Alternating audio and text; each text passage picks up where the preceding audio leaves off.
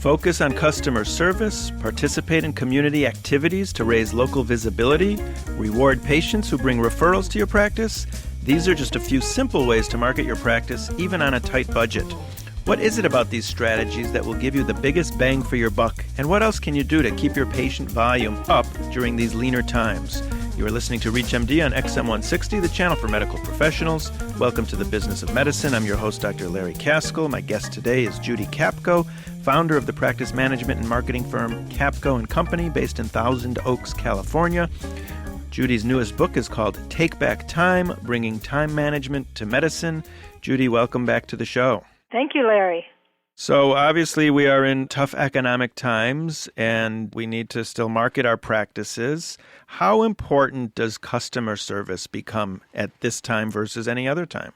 Well, it's just as important as it is any other time, and it's always the focus of how we grow our practices, because it's the feedback we get from our patients and what they say out in the community that really makes a huge difference. Otherwise, why are we even in business? If we can't do it right in the first place, that our customers aren't happy enough to want to come back and bring in people they know, then we are not hitting the mark. What's the rule of thumb out there that a happy patient tells so many people and an unhappy patient tells way more? Well, that's right. Between 7 and 9 patients are repeating back negative feedback to people they know when they have an unhappy experience. But when they're happy, it's somewhere between 1 and 3 that they're talking about. So you have to make a lot of people happy. Right. But it's hard to please all the people all the time. Of course it is. But there are ways to handle the disgruntled person. There's ways to look internally at the practice and say, why did this happen? How can we avoid it again? It's really a matter of the culture of the practice, Larry. We have to really look at our practice and say, why are we here? And say, these patients are important. They're why we exist, and they come with real needs, and it's our job to meet those needs. And it starts, as you well know, Larry, at the top. How is the doctor treating the patient? Right. Well, I tend to think I treat my patients quite well, and I try to instill in my practice and my staff to think of our office as the Ritz-Carlton of medical practices. But many of them have never stayed at a Ritz-Carlton, so they're not familiar with the level of service you receive there. But I give that service in the room, but, a lot of times my front office staff does not have the skill set to do that. How do I teach them to do that? Okay, good point, Larry. Thank good point. First of all, your example of how you treat them is important as what you do inside the exam room, because that's where you start customer service, is how you treat your staff. And I'm not suggesting, by the way, that you're not treating them fantastic. What happens, and especially in busy practices like pediatrics or primary care, what happens is when we are training people, we are so short-staffed sometimes, and we're so busy in the practice that we don't pay enough attention to training them on customer service. So I think the most important point is orientation and accountability. So if we don't have a lot of time to spend on training, we can certainly spend a half hour orienting that new employee and telling them how important it is to our practice and what our practice is all about, and then holding them accountable to a standard. If you start out right, you're going to be headed in the right direction, and then you're going to have other staffers setting a good example for the new person. Are there any services available either from your company or from the internet where you can actually take let's say a webinar seminar on teaching customer service? Or is it something that is really not very well taught and just something you either have or you don't have? Oh, it can definitely be taught, but there's certainly people that are just better at it. And I do think that webinars are effective, and I do think that going to seminars is effective. But I think the best result, if you're really having trouble with it, is to have someone come in your office and work with your people. I was doing some customer service training, as a matter of fact, last week, where a practice I worked with some time ago called me and said, we're having a real problem because we're not getting these phone calls of people that are inquiring about our service converted into patients. So I worked with these people, and I listened to how they talk, and I went back, and they did have some telephone tracking that I could go back and look at prior calls, and there was just no enthusiasm in the voice. And so I had them listen to their communication, and we went through how could it have been done different, how could it be done better. And then you have to give them something they can hang their hat on. There was this one gal that said, I had no idea I sounded so bland on the phone. And I had her practice with me, and she still sounded bland. And I said, okay, tell me what excites you. When you go home at the end of the day, do you have kids? Do you have a pet? And she said, I have a kitten I love. And I said, well, how do you talk to your cat? And she gave me her conversation. I said, there, I heard enthusiasm. That's what I want to hear when you talk to your patients. So you have to give them something they can relate to that makes them feel warm and fuzzy. I've heard sometimes if you put a mirror in front of them while they're on the phone and they see themselves smiling, that will actually translate over the phone. I've heard that too, but I think, maybe a smiley face on the telephone is better because who's going to have a mirror out there where they're making the phone calls? Right. It's just not real practical. That's true. So what else can you do when you're on the phone to close the deal, to get that patient into the office? Does a script help? It helps to have some scripts, but I think you have to really focus on one thing. The person that's calling you is calling you because they want to buy your service. They're calling you, they're asking you to schedule an appointment, and you need to ask them to schedule the appointment and not be so open-ended. So a person calls you and they ask about your services, the best way to get them scheduled is to say, can I give you an appointment on Thursday afternoon? We have an opening at 3 o'clock. Right, but even that is, can I give you? You should just say, maybe, let's schedule you, or what time would you like to come in, instead of giving them the option of if they can come in. Well, that's true. We'll start with that. Right. We'll start with, anything that gets Sure. them making the appointment, whatever that person that's talking to the patient feels comfortable with. And then we can work on refining it. Right now, they're not asking anything. I mean, I have listened to phone calls where a person calls and said, I'd like to make an appointment. Someone's on the phone 3 minutes later. When they hang up, we don't have an appointment. Wow. Something's wrong with this picture. Yeah. And it is training. Training. If you've just tuned in, you're listening to The Business of Medicine on ReachMD XM160, the channel for medical professionals. I'm Dr. Larry Kaskel, your host. Our guest today is Judy Capko, founder of the practice management and marketing firm Capko Company, and we're talking about ways and strategies to market our practices on a shoestring budget. Judy, what other things should we be thinking about now to increase local visibility of our practices? Well, that's an excellent question, Larry, and I think it has to be, first of all, what's the comfort level of the doctor and who's going to give their time? Is it going to be the doctor, the nurse? Is everyone going to be involved? So it's me, and I have no social skills, and I'm afraid of talking. Oh, you really gave me a challenge, didn't you? Well, then you're probably going to have to do some writing. Good idea. So you have to pick something that you can relate to and that's comfortable. And I think, unfortunately, most doctors don't say what you just said. I'm also illiterate and dyslexic. What else you got for me?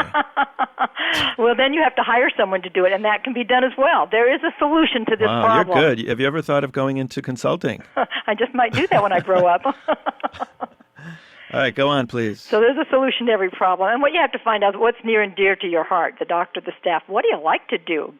So, I mean, if you're an enthusiast for tennis or if you're just a health nut about diet, those are the things you want to hang your hat on because you're going to be much more successful at something you enjoy.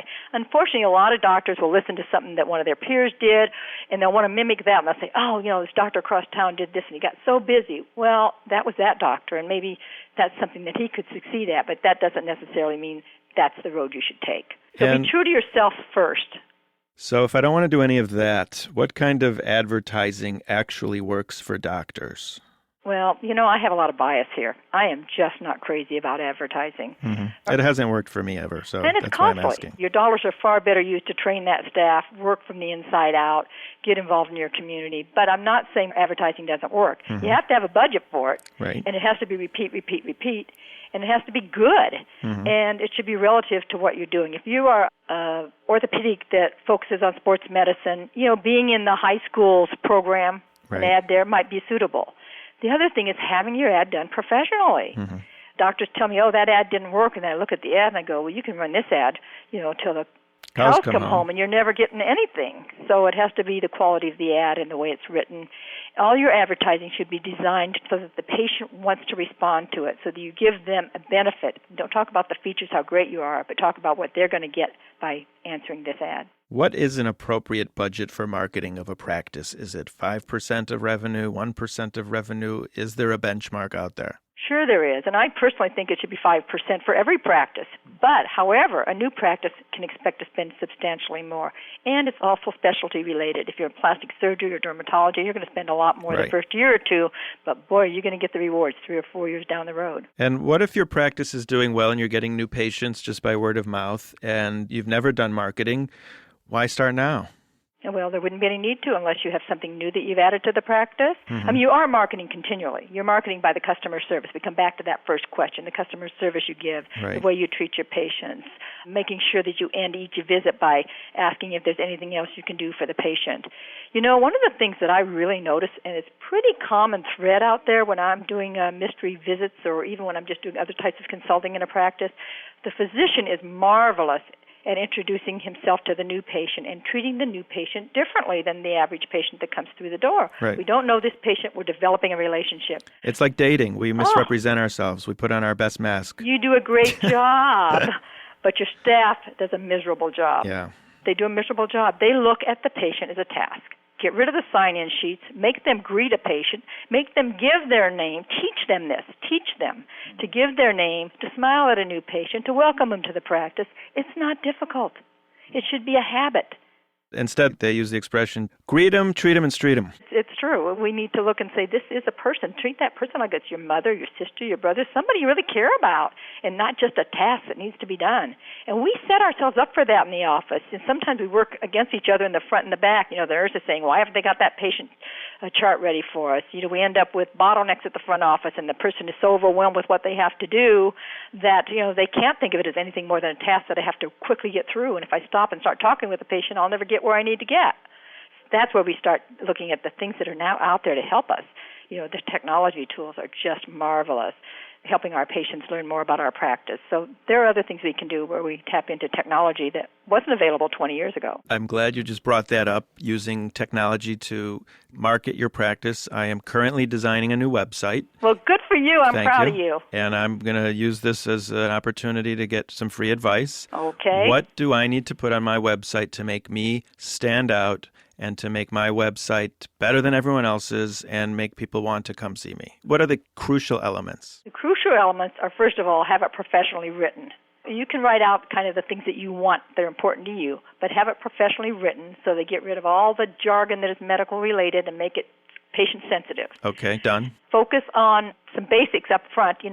What do I want to know when I'm selecting a doctor? I want to know a little bit about his background. So we're going to have access to a brief bio that says, I went to school here and this is why I'm great. Do you need to put in pictures of you, windsurfing? Are you gorgeous? I'm not gorgeous, but I have a typical radio face. Well, I'm sure you're just perfect. Thank you, Judy. Just have a smiling picture of yourself. I personally don't care for the headshot. I'd rather see you, sitting at your desk or talking with your staff or talking with a patient.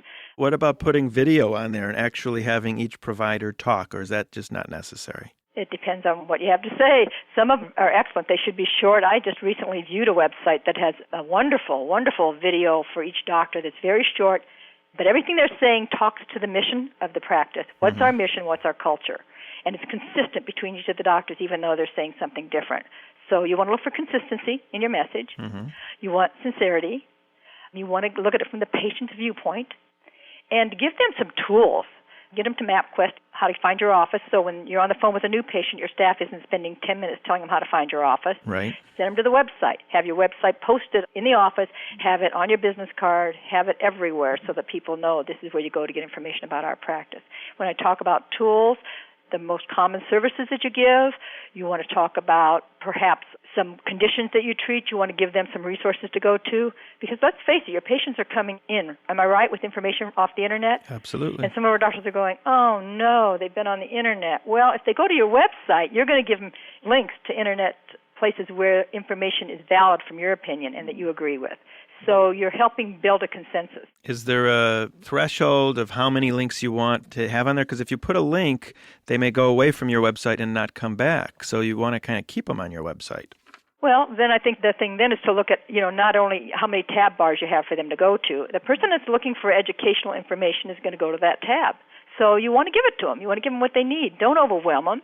Like I said, pick the 3 most common conditions you treat or where you get the most questions from patients that, if they had more information before they came in, could tighten up your visit and respond better to the patient. So like a frequently asked questions tab. Frequently asked questions, yes. It takes time to build a website, too. Give it the attention it needs. Play with it a little bit. Go and say, if I was a patient, and have somebody go in that's more objective than you and look at it while you're building it. There are some excellent ones out there. There's some very poor ones out there. And sometimes we get a little too flashy where the person's going on site and they have to watch all this art activity and interactive and movement go on of a butterfly moving around, and it's taking them. It says, when can I really get where I want to go? So be cautious with that. Avoid the fluff. Yes, the glitz. All perfect sense and all great recommendations. And Judy Capko, thank you so much for coming back on the show. You're more than welcome. My guest was Judy Capko of Capko Company, and we were talking about marketing strategies that will help our practices get the biggest bang for their buck in these tough economic times. I'm Dr. Larry Kaskel. You've been listening to The Business of Medicine on ReachMD XM160, the channel for medical professionals. ReachMD, online, on demand, and on air. Please visit us at reachmd.com, and thanks for listening.